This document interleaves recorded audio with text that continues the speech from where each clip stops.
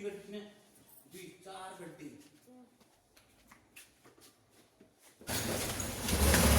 पहले पकड़ूंगा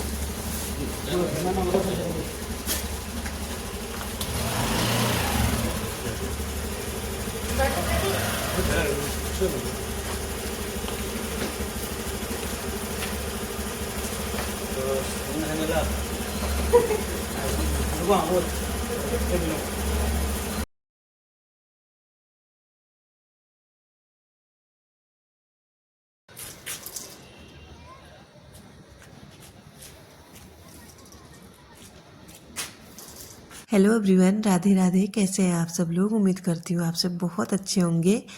आप सभी का फिर से स्वागत है मेरे एक नई ब्लॉग में। आज के ब्लॉग की शुरुआत हो रही है इवनिंग टाइम से और अभी टाइम हो रहा था शाम के 4:30 बजे हुए हैं।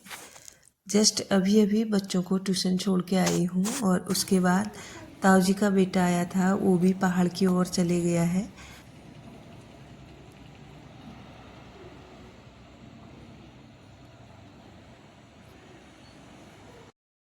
सनसेट बिल्कुल होने ही वाला है और आप देख सकते हैं यहाँ सूख रहे हैं मेरे कान्हा जी के छोटे छोटे प्यारे प्यारे सुंदर से कपड़े। इनको जब भी मैं देखती हूँ ना, बिल्कुल एक जो बच्चे के कपड़ों वाली फील आती है ना, वैसी फील मुझे आती है। जो बिल्कुल बॉर्न बेबी होते हैं ना, उनके जो कपड़े होते हैं उनको देख के जो बिल्कुल इतना प्यार सा आता है उन कपड़ों को देख के ना, वैसा प्यार ना मुझे अपने कान्हा जी के कपड़ों को देख के आता है। पता नहीं क्यों, वैसे भी मैं उनको अपना बेटा मानती हूँ, शायद हो सकता है इसकी वजह से मुझे ये भाव आता हो उनके लिए। तो इसके बाद आज मैंने छत में बैठ के ही सारे कपड़े फोल्ड कर दिए थे। कपड़े ज़्यादा थे नहीं, थोड़े बहुत ही थे, तो यहीं पे बैठे बैठे मैंने सारे कपड़े फोल्ड कर दिए। और आज आपको मेरी आवाज़ थोड़ी सी भारी लग रही होगी क्योंकि मुझे 1-2 दिन से ना कोल्ड हो रहा है और शायद आज थोड़ा सा ज़्यादा लग रहा है, इसी वजह से थोड़ी सी आवाज़ भारी आ रही है। तो आप लोग बिल्कुल इग्नोर कीजिएगा इस बात को। और अब बढ़ते हैं ब्लॉग में आगे। शाम का जो टाइम है एकदम से ही खिसक जाता है, पता ही नहीं चलता टाइम का। तो यहाँ पे जस्ट अभी अभी मैं बच्चों को छोड़ के आई थी ट्यूशन और अब लग रहा है कि टाइम हो जाएगा उनके वापस आने का भी।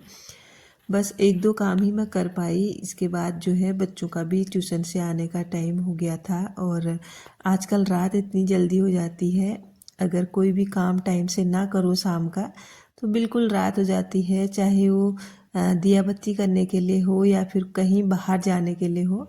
तो एकदम शाम का जो टाइम होता है फिक्स रहता है।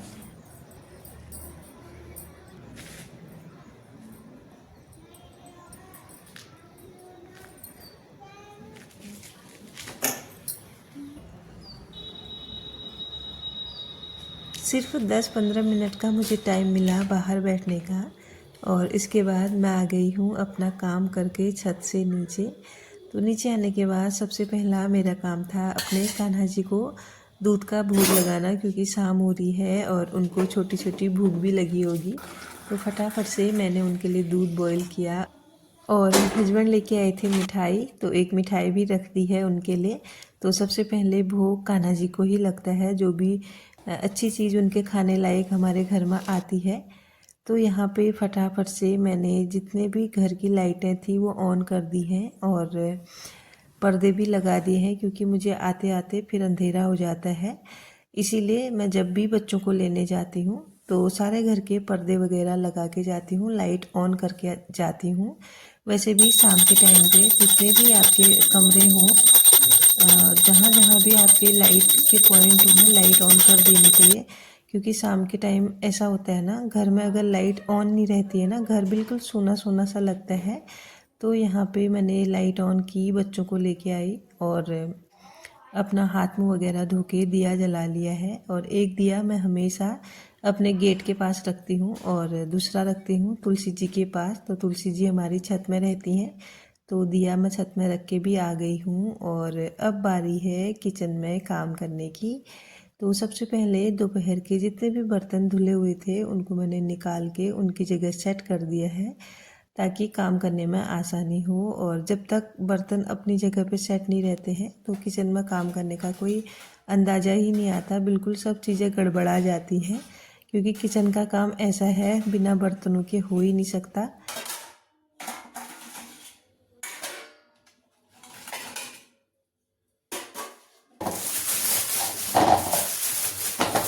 आज थोड़ी बहुत ताऊ जी के बेटे के हाथ घर के लिए भी सब्जियां भेजी हैं मम्मी के लिए, तो कुछ सब्जियां हम लोग भी लेके आए हैं और उन्हीं की यहाँ पे धुलाई चल रही है। टमाटर के एक दाने भी मुझे इस तरह का एक होल सा मिला था, इसको मैंने अलग कर लिया है।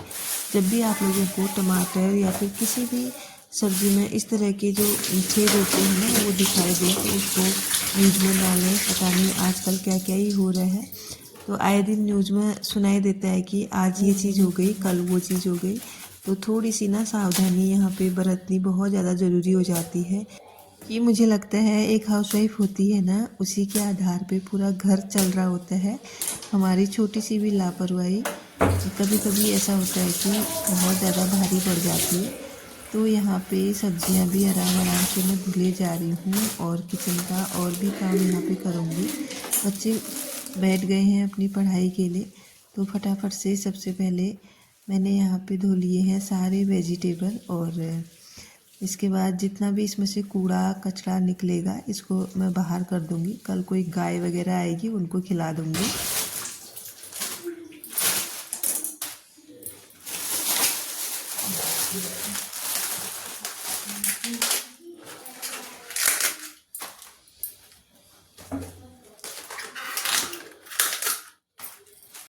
और अब बारी है मेरे कान्हा जी के लिए भोग बनाने की। तो आटा मैंने यहाँ पे लगा लिया है, किचन अभी साफ़ सुथरी है।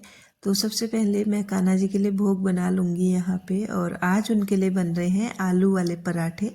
तो हरा हरा धनिया भी मैं तोड़ के ले आई हूँ किचन गार्डन से, वो भी मैंने यहाँ पे मिक्स कर दिया है और जितने भी मसाले पड़ते हैं वो भी मिक्स कर दिए।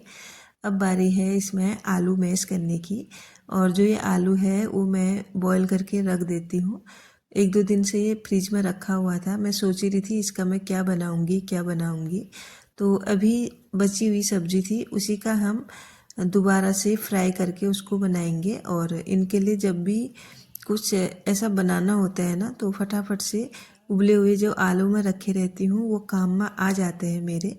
तो यहाँ पे फटाफट से मैं बना लेती हूँ कान्हा जी के लिए बिल्कुल गर्मा गर्म घी वाला पराठा।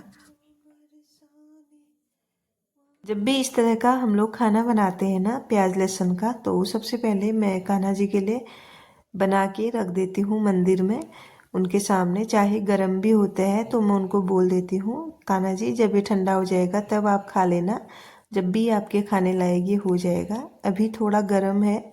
इस तरह से मैं उनको बता के आ जाती हूँ। अपने अपने मन के भाव होते हैं और मुझे अपने कान्हा जी की सेवा करना बहुत ज़्यादा पसंद है, बहुत ज़्यादा। और उनके लिए ना मैं तरह तरह की चीज़ें भी बनाने की कोशिश करती हूँ जब भी पॉसिबल हो पाता है। हाँ, कभी कभार होता है कि उनको फ्रूट्स का ही मुझे भोग लगाना पड़ता है। तो यहाँ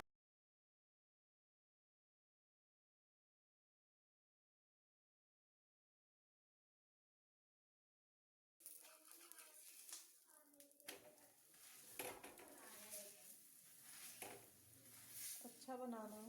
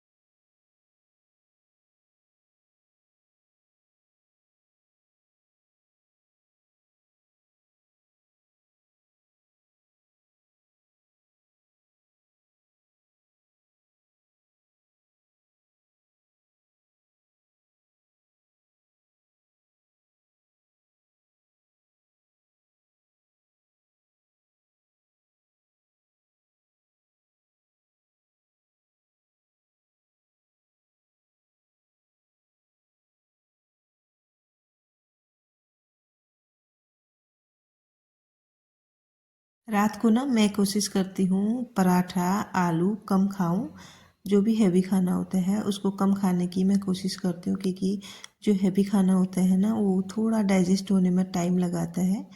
तो इसीलिए मैं थोड़ा कोशिश करती हूँ कि रात के टाइम पे पराठे वगैरह ना खाऊं। इसीलिए मैंने हम दोनों के लिए रोटियां बना दी हैं और सब्जी भी बनके रेडी हो ही गई है लगभग। और जो ये मट्ठा है ये गांव से लाया हुआ मट्ठा है मेरा, बस आज ये ख़त्म हो ही गया है।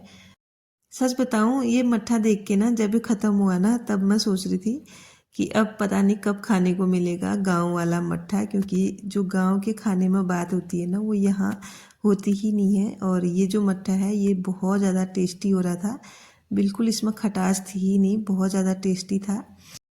तो अब खा लेते हैं खाना और इसके बाद फिर आगे का काम करेंगे। तो हस्बैंड को मैंने दे दिया है और ये जो कान्हा जी को भोग लगाया था ये खाएंगे बच्चे। सभी लोगों ने खाना पीना खा लिया है और किचन भी क्लीन हो गया है लगभग।